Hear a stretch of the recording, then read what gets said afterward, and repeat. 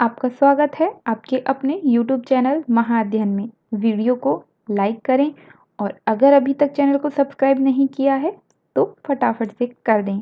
आज हम करने जा रहे हैं हमारी 8वीं कक्षा की वर्कशीट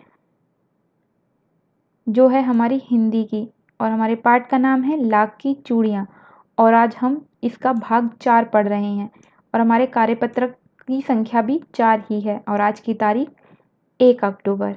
आपको याद होगा हम लाख की चूड़ियों पर पहले भी बात कर चुके हैं और इस बात को करते हुए हमने 3 वर्कशीट पीछे छोड़ दी हैं, यानी उन्हें हम पढ़कर छोड़ चुके हैं। आज हम आगे बढ़ रहे हैं चौथे भाग की ओर।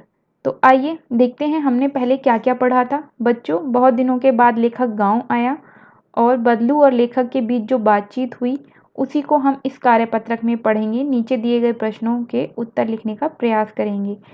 आपको याद है, मैं आपको याद दिला देती हूँ कि लेखक जब छोटे थे तो अपने मामा के घर जाया करते थे। उनके पिता की बदली कहीं दूर हो जाती है और उसके बाद कई सालों तक वो गांव नहीं जा पाते। उसके बाद जब वह गांव जाते हैं तो मामा की लड़की के हाथ में, यानी कि उनके बहन के हाथ में चोट लग जाती है और वो किस तरह लगती है, गिरने की वजह से चूड़ी टूटकर हाथ में घुस जाती है।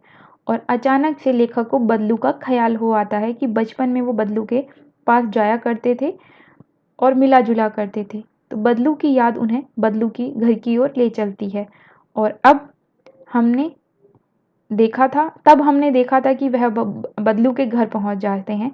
उन्होंने लिखा था कि घूमते फिरते शाम को मैं बदलू के घर की ओर चल पड़ा। अब वहां पहुंचकर क्या हुआ, आज की वर्कशीट हम इस पर पढ़ेंगे या आज की वर्कशीट में हम यह सब देखेंगे। तो देखिए क्या कहते हैं लेखक। नमस्ते बदलू काका, मैंने कहा मतलब लेखक ने कहा, नमस्ते बदलू काका। नमस्ते भैया, उसने मेरी नमस्ते का उत्तर दिया और उठकर खाट पर बैठ गया। यानी कि बदलू लेटा हुआ था और जैसे ही लेखक ने बदलू काका को नमस्ते की वैसे ही उत्तर नमस्ते भैया कहकर वो खाट पर बैठ गई। परंतु उसने मुझे पहचाना नहीं और देर तक मेरी ओर निहारता रहा। तब लेखक ने कहा, मैं हूँ जनार्दन काका, आपके पास से गोलियां बनवा कर ले जाता था। मैंने अपना परिचय दिया, यानी लेखक ने अपना परिचय दिया। बदलू फिर भी चुप रहा, मानो वह अपने स्मृति पटल पर अतीत के चित्र उतार रहा हो। स्मृति पटल यानी कि अपनी यादों के बीच में से अतीत मतलब पुरानी यादें, पुरानी यादों के बीच में से वो चित्र उतार रहा हो, मतलब सोच रहा हो कि कौन है ये। और तब वह एकदम बोल पड़ा, आओ आओ लला, बैठो, बहुत दिन बाद गांव आए। तब लेखक कहते हैं, हाँ, इधर आना नहीं हो सका काका। मैंने, यानी कि लेखक ने चारपाई पर बैठते हुए उत्तर दिया। कुछ देर फिर शांति रही। मैंने, यानी कि लेखक ने इधर उधर दृष्टि दौड़ाई। न तो मुझे उसकी मचिया ही नजर आई, न ही भट्टी।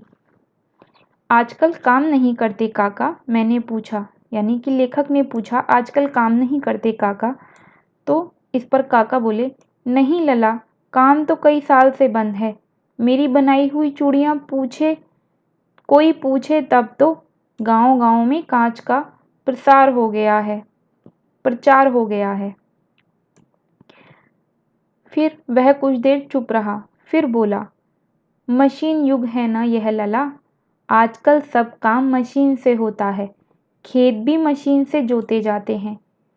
और फिर जो सुंदरता कांच की चूड़ियों में होती है, लाख में कहाँ संभव है। इस पर लेखक बोले, लेकिन कांच बड़ा खतरनाक होता है, बड़ी जल्दी टूट जाता है। तो इस पर बदलू काका बोले, नाजुक तो फिर होता ही है लला। कहते कहते उसे खांसी आ गई, यानी कि बदलू को खांसी आ गई और वह देर तक खांसता रहा। लेखक को लगा कि उसे दमा है अवस्था के साथ साथ उसका शरीर ढल चुका था। उसका मतलब बदलू का शरीर ढल चुका था। उसके हाथों पर और माथे पर नसें उभर आई थीं। आपको पता ही है कि जब हम खांसी करते हैं या किसी भी व्यक्ति को खांसी होती है तो इतनी ताकत लगती है कि शरीर और माथा या यानी कि चेहरा लाल हो जाता है और उस पर नसें उभर आई थीं। जाने कैसे उसकी लेखक की शंका बदलू ने भांप ली और बदलू बोले, दमा नहीं है मुझे, फसली खांसी है। यह महीने 2 महीने से आ रही है, 10-15 दिन में ठीक हो जाएगी। लेखक चुप रहा। लेखक को लगा उसके अंदर कोई बहुत बड़ी व्यथा छिपी है। किसके अंदर? बदलू के अंदर। लेखक को लगा बदलू के अंदर कोई बहुत बड़ी व्यथा। व्यथा का मतलब होता है परेशानी। लेखक को लग रहा था कि कोई परेशानी छुपी है उसके अंदर और लेखक देर तक सोचते रहे कि इस मशीनी युग ने कितने हाथ काट दिए।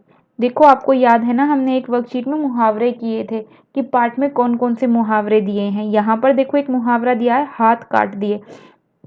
तो क्या मशीनें सचमुच किसी के हाथ काट देती हैं?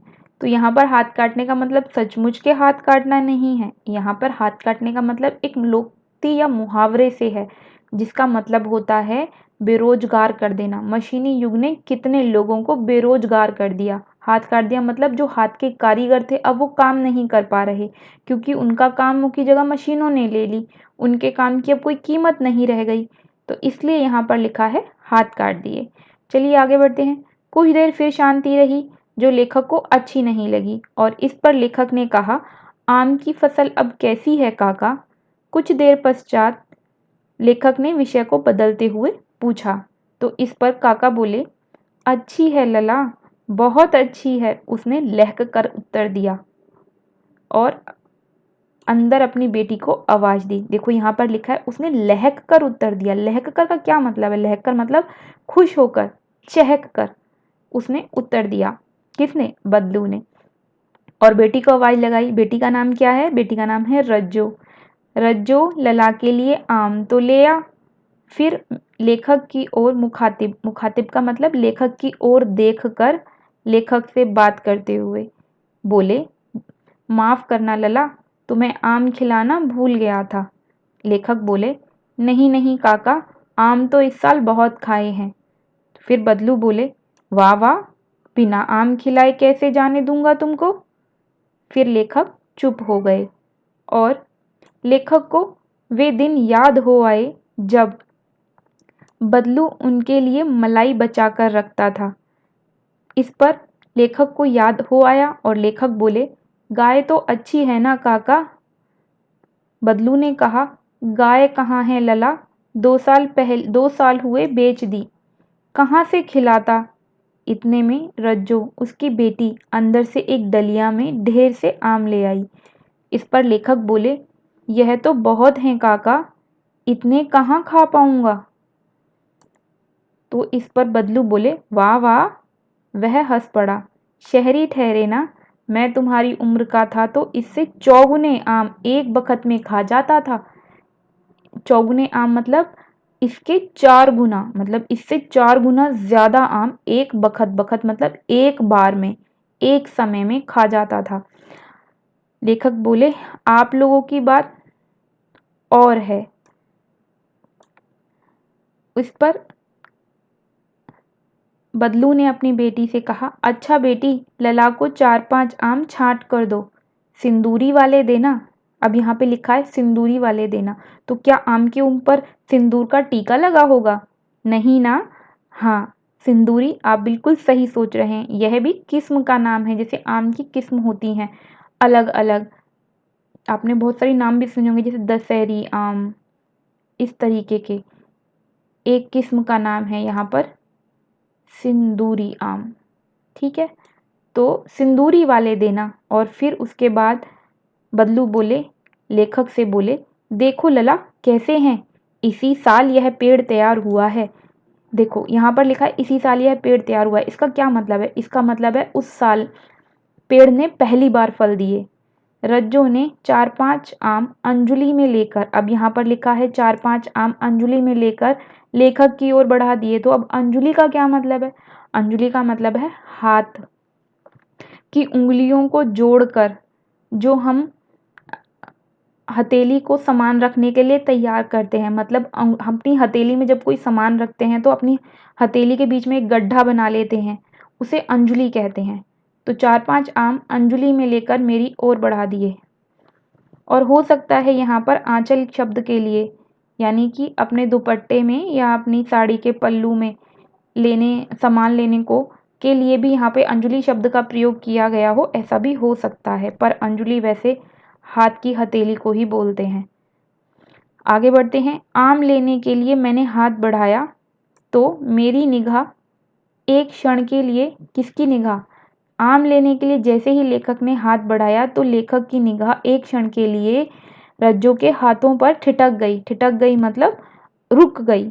गोरी गोरी कलाइयों पर लाख की चूड़ियां बहुत ही फब रही थीं। बदलू ने मेरी दृष्टि, यानी कि बदलू ने लेखक की दृष्टि को देख लिया और बोल पड़ा, यही आखिरी जो जोड़ा बनाया था जमींदार साहब की बेटी के विवाह पर। 10 आने मुझको दे रहे थे, मैंने जोड़ा नहीं दिया। कहा शहर से ले आओ। मैंने आम ले लिए और खाकर थोड़ी देर पश्चात चला आया। यानी कि वह आम खाकर वहाँ से फिर अपने घर वापस चले गए। और लेखक ने लिखा है कि मुझे प्रसन्नता हुई कि बदलू ने हार कर भी हार नहीं मानी। उसका व्यक्तित्व कांच की चूड़ियों जैसा न था कि आसानी से टूट जाए। देखो, बदलू ने अपनी मेहनत से उन लाख की चूड़ियों को बनाया और जमींदार उनके मेहनत के सिर्फ 10 आने दे रहे थे। तो बदलू ने अपनी गरीबी के कारण अपनी मेहनत को इतने सस्ते पर नहीं बेचा और चूड़ियां देने से मना कर दिया। इसलिए यहाँ पर लिखा है कि बदलू ने हार कर भी हार नहीं मानी। अब यहाँ पर मैं आपके लिए एक और सवाल लेकर आई हूँ जो कि बहुत इंटरेस्टिंग है, यानी कि बहुत रुचिकर है। आपको एक तो लेखक का नाम बताना है कमेंट बॉक्स में, और आपको एक और जो दूसरा महत्वपूर्ण काम करना है वो मैं आपको बताती हूँ। देखिए यहाँ पर जहाँ मेरा कर्सर है यहाँ पे लिखा है कि लेखक जमींदार ने बदलू को 10 आने दिए। तो अब ये 10 आने क्या होते हैं, इसका हिसाब लगाकर आप मुझे बताएंगे। इससे जुड़ी हुई एक रोचक जानकारी मैं आपको देती हूँ और 10 आने का सही हिसाब लगाकर आप मुझे कमेंट बॉक्स में बताएंगे। तो ठीक है, इसका हिसाब मैं आपको बताती हूँ। 1 रुपए में 100 पैसे होते हैं, ये सब बच्चों को पता है। 50 पैसे, 25 पैसे, ये आपने सुने होंगे। तो 100 पैसे, 1 रुपया बराबर 100 पैसे, और 1 रुपया 100 पैसे 16 आने के बराबर होते हैं। यानी 1 रुपए में पूछा जाए कितने आने होते हैं तो 16 आने होते हैं, और कितने पैसे होते हैं तो 100 पैसे होते हैं। तो अगर हम 100 पैसे का आधा कर दें तो 50 पैसे, और 16 आने का आधा कर दें तो 8 आना, यानी 50 पैसे 8 आने की बराबर होते हैं। और 50 का आधा कर दें तो 25 पैसे, और 8 आने का आधा कर दें तो 4 आना, मतलब 25 पैसे बराबर 4 आना।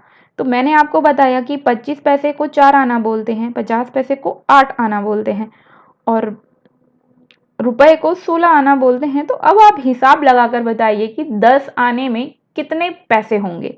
तो अब देखते हैं आपकी मैथ कितनी अच्छी है और आप हिसाब लगाने में कितने पक्के हैं। तो देखते हैं कितने बच्चे कमेंट बॉक्स में इसका सही जवाब देते हैं। चलिए तो करते हैं प्रश्न उत्तर। बदलू के मन में कौन सी व्यथा थी जो लेखक से छिपी ना रह सकी? तो लेखक से जो छिपी नहीं रह सकी बदलू की व्यथा ये थी कि आज के मशीनी युग की वजह से बदलू का रोजगार छिन गया था, और बदलू की यह व्यथा लेखक से छिपी ना रह सकी। दूसरा प्रश्न है, मशीनी युग से बदलू के जीवन में क्या क्या बदलाव आया? निम्नलिखित बदलाव आए। अब बदलू का मचिया और भट्टी नहीं रहे। गांव की स्त्रियों ने बदलू से लाख की चूड़ियां लेना बंद कर दिया और बदलू के पास अब रोजगार नहीं रहा। तीसरा प्रश्न है, मशीनों के आने से हमारे जीवन में क्या बदलाव आए हैं, और 2 हानि 2 लाभ बताने हैं। इसका उत्तर थोड़ा सा बड़ा हो गया, इसलिए मैंने आपके लिए इसे यहाँ पर लिखा है। थोड़ा सा अपनी वीडियो को आगे करेंगे तो आपको इसका उत्तर मिल जाएगा। मशीनों के आने से हमारे जीवन में अनेक बदलाव आए हैं। मशीनों से होने वाली 2 हानियाँ कारखानों से निकलने वाला धुआं और रासायनिक पानी जैसे अवशेष पर्यावरण को नुकसान पहुंचाते हैं। और दूसरा, मशीनों की वजह से बहुत सारे हाथ का काम करने वाले कारीगर बेरोजगार हो गए हैं। अब मशीनों के दो लाभ। हर सिक्के के दो पहलू होते हैं, हम जानते ही हैं। उसके कुछ अच्छे और कुछ खराब, दोनों तरह के पहलू होते हैं। तो मशीनों के खराब पहलू हमने बता दिए, चलिए अब दो अच्छे पहलू बताते हैं। मशीनों से कम समय में ज़्यादा सामान बन जाता है, और दूसरा, कम लागत में यानी कम पैसों में ज़्यादा सामान बन जाता है। तो ये थे हमारे प्रश्न। तीसरे का उत्तर, तीसरे प्रश्न का था वह हमारा उत्तर। और अब हम करने जा रहे हैं चौथे प्रश्न का उत्तर। बदलू ने हार कर भी हार नहीं मानी, ये लेखक को कैसे पता चला? तो इसका उत्तर मैंने आपको अभी अभी बताया ही था और लिख दिया आपके लिए ये। मैं उम्मीद करती हूँ आपको वीडियो पसंद आई होगी। आपको वर्कशीट के अलावा भी कुछ अच्छी जानकारियाँ आपको इस वीडियो से मिली होंगी। अगर आप चाहते हैं ऐसी अच्छी अच्छी वीडियो हम आपके लिए बनाते रहें, तो वीडियो को लाइक करना बिल्कुल ना भूलें। और अगर आपने चैनल को सब्सक्राइब नहीं किया है तो मेरे प्यारे बच्चों, प्लीज़ प्लीज़ चैनल को सब्सक्राइब कर दें। और चैनल को सब्सक्राइब करने के लिए हमें क्या करना होता है, वीडियो के नीचे अगर रेड कलर का सब्सक्राइब का निशान है तो उसको क्लिक करना होता है, जिससे उसका कलर बदल जाता है, मतलब चैनल सब्सक्राइब हो जाता है। आपको चैनल सिर्फ एक ही बार सब्सक्राइब करना होता है, और बेल आइकन को दबाने से हम जो भी वीडियो डालेंगे उसका नोटिफिकेशन सबसे पहले आपको मिल जाएगा। वीडियो को देखने के लिए थैंक यू।